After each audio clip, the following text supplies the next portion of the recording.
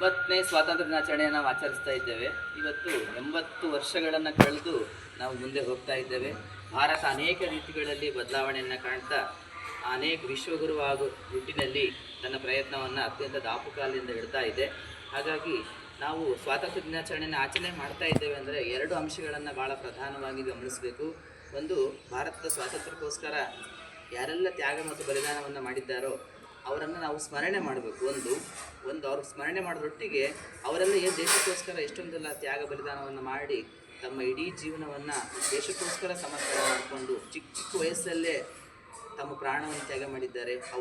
ಅವರ ಬಲಿದಾನವನ್ನು ಸ್ಮರಣೆ ಮಾಡ್ತಾ ಅದರೊಟ್ಟಿಗೆ ನಾವು ಸಹ ದೇಶಕ್ಕೋಸ್ಕರ ಏನು ಮಾಡಬೇಕು ಅನ್ನುವ ಆಲೋಚನೆಯನ್ನು ಪ್ರತಿಯೊಬ್ಬರೂ ಮಾಡಬೇಕು. ಆಗ ಮಾತ್ರ ನಾವು ಸಮರ್ಥವಾದ ರಾಷ್ಟ್ರವನ್ನು ಕಟ್ಟಲಿಕ್ಕೆ ಸಾಧ್ಯವಾಗುತ್ತೆ. ಅವರು ಅಷ್ಟೇ ಮಾಡಿದ್ರು, ನಾವು ಅವ್ರು ಸ್ಮರಣೆ ಮಾಡಿದ್ವಿ, ಮುಗಿದ್ದು ಭಾರತನ ಸ್ವಾತಂತ್ರ್ಯ ದಿನಾಚರಣೆ ಆಚರಣೆ ಮಾಡಿದ್ವಿ ಅದು ಮುಖ್ಯ ಅಲ್ಲ.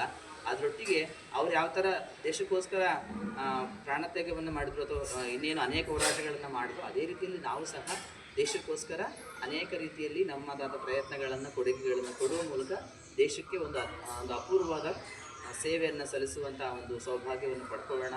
ಹಾಗಾಗಿ ಒಬ್ಬರು ಹೇಳ್ತಾರಲ್ಲ, ದೇಶ ನಮಗೇನು ಕೊಟ್ಟಿದ್ದು ಮುಖ್ಯ ಅಲ್ಲ, ದೇಶಕ್ಕೋಸ್ಕರ ನಾವೇನು ಕೊಡ್ತೀವಿ ಅನ್ನೋದು ಬಹಳ ಮುಖ್ಯ. ಹಾಗಾಗಿ ನಾವೆಲ್ಲರೂ ಸಹ ನಮ್ಮ ದೇಶಕ್ಕೆ, ಭಾರತ ದೇಶಕ್ಕೆ ಏನಾದರೂ ಒಂದು ಕೊಡುಗೆಯನ್ನು ನೀಡುವ ಮೂಲಕ, ಸ್ವಾಮೀಜಿ ಹೇಳ್ತಾರಲ್ಲ, ಈ ಜಗತ್ತಿಗೆ ಬಂದ ಮೇಲೆ ಏನಾದರೂ ಒಂದು ಹೆಜ್ಜೆ ಗುರುತನ್ನು ಮೂಡಿಸೋಗ್ಬೇಕು ಅಂತ ಅಲ್ವಾ. ಇರುವೆಗಳ ಥರ ನಾವು ಸತ್ತೋದ್ರೆ ಏನು ಬಂತು ಅಲ್ವಾ, ಬಂದರೂ ಹೋದ್ರು ಇದ್ರೂ ಹೋದ್ರು, ಅದಕ್ಕೂ ನಮ್ಮ ಜೀವನಕ್ಕೆ ಏನು ವ್ಯತ್ಯಾಸ. ಹಾಗಾಗಿ ನಾವು ಈ ಜಗತ್ತಿಗೆ ಬಂದ ಮೇಲೆ ನಮ್ಮದೇ ಆದ ರೀತಿಯಲ್ಲಿ ನಮ್ಮ ಕಾರ್ಯಗಳ ಮೂಲಕ ಹೆಜ್ಜೆ ಗುರುತನ್ನು ಮೂಡಿಸೋಬೇಕು ಅಂತ. ಹಾಗಾಗಿ ದೇಶಕ್ಕೋಸ್ಕರ ನಾವೇನಾದರೂ ಒಂದು ಕೊಡುಗೆಯನ್ನು ಕೊಡುವ ಪಣವನ್ನು ಇಲ್ಲಿ ಬಂದಂಥ ಪ್ರತಿಯೊಬ್ಬರು ಕೊಡಬೇಕಂತ ಒಂದು ಕಿವಿ ಮಾತನ್ನು ಹೇಳ್ತಾ ನನ್ನ ಸ್ವಾತಂತ್ರ್ಯೋತ್ಸವದ ಭಾಷಣಕ್ಕೆ ಮುಕ್ತಾಯ ಹಾಡ್ತೀನಿ. ಯಾಕಂದರೆ ಸ್ವಾತಂತ್ರ್ಯ ಚಳವಳಿಯ ಬಗ್ಗೆ ಅದ್ರ ಬಗ್ಗೆ ಎಲ್ಲ ಪ್ರತಿಯೊಬ್ಬರು ಗೊತ್ತೇ ಇದೆ. ಯಾರ್ಯಾರು ಹೋರಾಟ ಮಾಡಿದ್ರು ಎಲ್ಲ ಕೇಳಿ ಅಂದರೆ ಬಾಯ್ಪಾಟಾಗಿರುತ್ತೆ ನಿಮಗೆಲ್ಲ.